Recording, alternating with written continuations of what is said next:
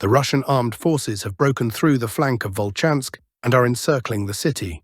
Ukraine is evacuating Kharkiv. Good afternoon, dear friends. We continue to analyze the situation on the front lines in our daily format. Today we will focus on the Kharkiv region. The Ukrainian armed forces are facing significant challenges. Let's not delay and get straight to the point. Open the map. So friends, let's start with the situation in the Kharkiv region. What has happened here? First, over the past few weeks, fighting has been unfolding for the village of Tikoye. Here it is on the map. Despite all the statements from the Ukrainian armed forces about holding back the pressure, the village ultimately came under the control of the Russian army. But that's not all.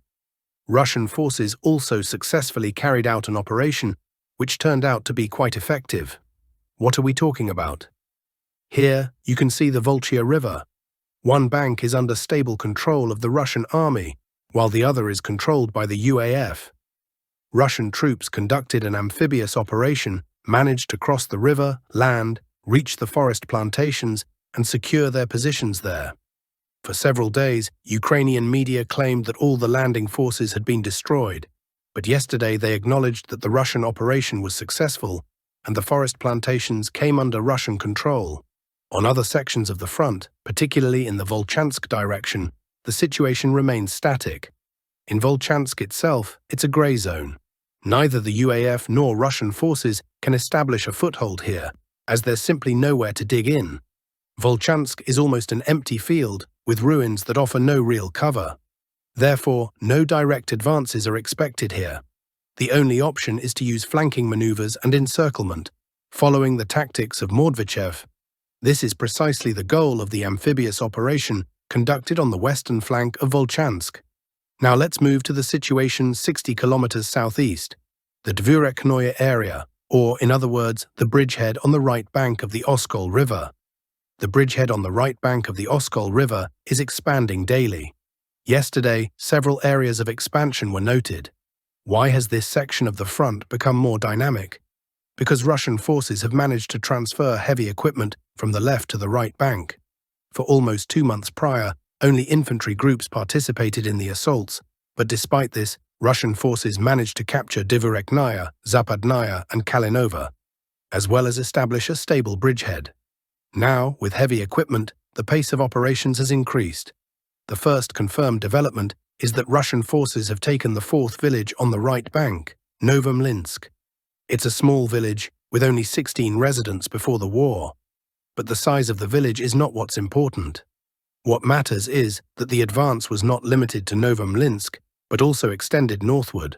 Heights in the area were secured. As a result, after the transfer of equipment, the bridgehead expanded from 10 to 14 kilometers in width. Ukrainian sources have also acknowledged the successes of the Russian army. In particular, the Ukrainian resource Deep State confirmed yesterday that Novomlinsk was taken by Russian forces. What will happen next? The answer is already clear. The movement will be toward Figolevka. There is also movement in the direction of Dvoryknaya. The total advance in this area has already reached 1 kilometer. From Figolevka, as I mentioned earlier, the movement will head toward the village of Kolodeznoye, aiming to link up with forces currently finishing operations to capture the village of Topoliye to the north. There is also cautious movement, more like probing, from Dvoryknaya to Dolgenkoye. Why is this necessary? To push back Ukrainian positions as far as possible and establish reliable pontoon crossings. This will allow for the continuous transfer of more heavy equipment, creating significant problems for the UAF in this area. Currently, the bridgehead spans 23 square kilometers. If the pocket between Zapadnaya and Dvoryknaya is closed, measures are being taken to achieve this. The area will exceed 30 square kilometers. Thus, Russian forces have created an operational tactical bridgehead here. To eliminate it, the UAF would need to deploy a brigade, or possibly more. However, they currently lack such available forces due to issues on other sections of the front. Therefore, further expansion of the bridgehead is expected, and it may eventually become strategic. Novopavlovsk direction as of January 2nd, 2025. Andreevka, Udachne. Combat operations in the so-called Dachinsky pocket and its surroundings continue. Currently, this area is gradually expanding, including territories near Konstantinovka. One side of the conflict holds only a small part of the eastern outskirts of Udachne and is likely to be pushed out soon.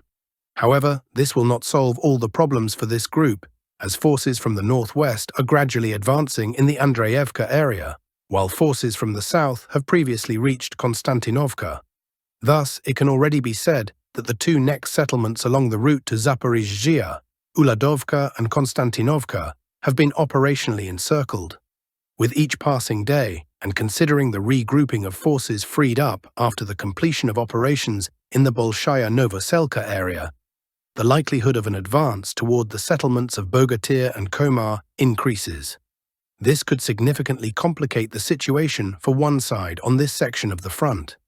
Additionally, the recent capture of a fortified area west of Razdolnoye, which previously hindered advances, may contribute to increased activity in this area. Despite the apparent stabilization of the front, changes in the dynamics of combat operations in this direction can be expected in the near future.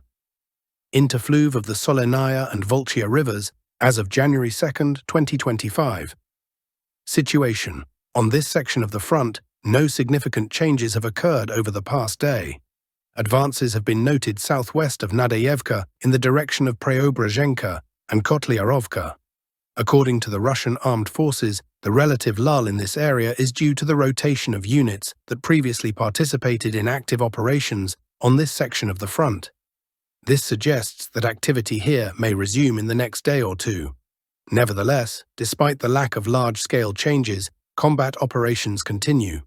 Activity has been noted in the Serebryansky area, where Russian forces are seeking to consolidate their positions, as well as in the Uspanovka area, where the situation remains tense. No significant advances have been reported on other sections of the front in the Kharkiv region. Pokrovsk direction as of January 2, 2025. Battle for Udachne and Cotlino. Yesterday, a decisive clash began in the Udachne area, which could significantly influence the situation in this region. According to available data, Russian forces are gradually strengthening their positions in the village and advancing toward its center, where the railway station is located. In the Cotlino area, the initiative also lies with the Russian armed forces. Attempts are being made to advance along the railway line toward Pokrovsk, as well as through forest plantations to the north. The Ukrainian armed forces, as before, are employing active defense tactics, including localized counterattacks on captured strongpoints where Russian units have not yet fully consolidated. No significant changes are expected on this section of the front in the coming days. This is due to the high strategic importance of this area for both sides. Mirnogradsko-Toretskoye direction, as of January 2, 2025, situation. The situation in this direction is similar to that in the Pokrovsk area. The Ukrainian armed forces have been ordered to hold their positions at all costs, using active defense tactics. However, this is hampered by objective difficulties, particularly a shortage of high-quality reserves. The key word here is high quality.